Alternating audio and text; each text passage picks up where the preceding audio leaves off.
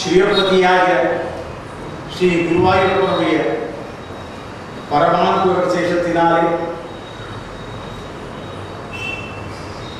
பெரிய பிரயாசையினாலே திறந்த வெளியாக இருந்த இந்த இடத்திலே ஒரு ஆச்சரியமான ஆலயம் ஐயப்பனுக்கு ஏற்பட்டு 80-ൽ പരം വയസ്സ് പ്രായമുള്ള ഈ പണ്ഡിതൻ തമിഴ്നാട്ടിലെങ്ങും പ്രശസ്തനായ ഉപന്യാസ ചക്രവർത്തി ശ്രീവത്സ ജയരാമ ശർമ്മയാണ്.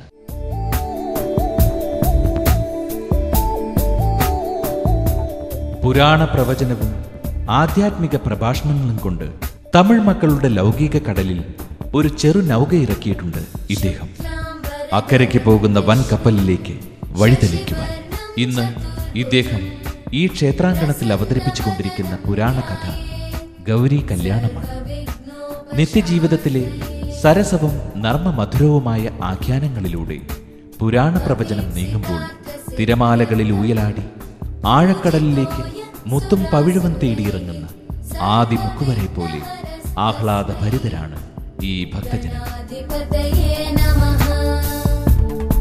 പാടെ വെട്ടിയ കൂവളം വീണ്ടും കിളിർത്ത് കാഴ്ച നിൽക്കുന്ന, മാവ് വർഷം മുഴുവൻ സമൃദ്ധമായി മാങ്ങ തരുന്ന പെരമ്പൂർ ശ്രീ അയ്യപ്പസ്വാമി ക്ഷേത്രത്തിൽ പലവിധ കാരണങ്ങളാൽ വിവാഹം നടക്കാതെ പോയ യുവതീ യുവാക്കൾക്ക് ക്ഷേത്രത്തിലെ ദിവ്യമായ ഉമാമഹേശ്വരി പൂജയിലൂടെ മംഗല്യഭാഗ്യവും സന്താനലബ്ധിയും കൈവരുന്ന ദിവ്യാത്ഭുതത്തിന് ദൃഷ്ടാന്തങ്ങൾ നിരവധി.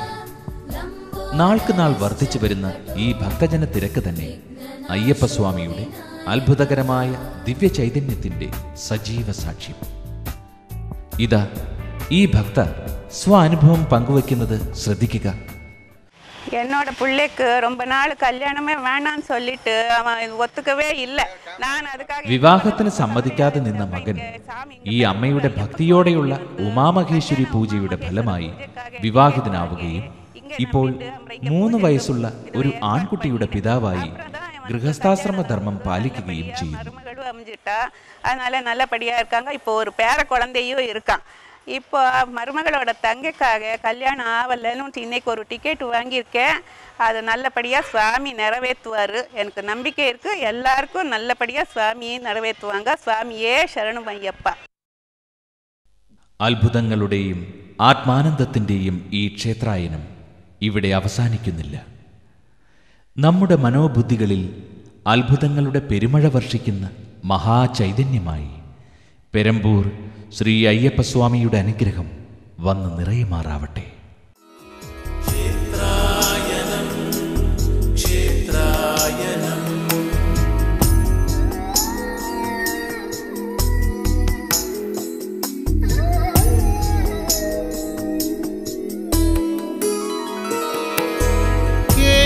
കേരളനാടിൻ മഹിമകൾ കാക്കും ക്ഷേത്രങ്ങളിലൂടെ ഒരാത്മായനം.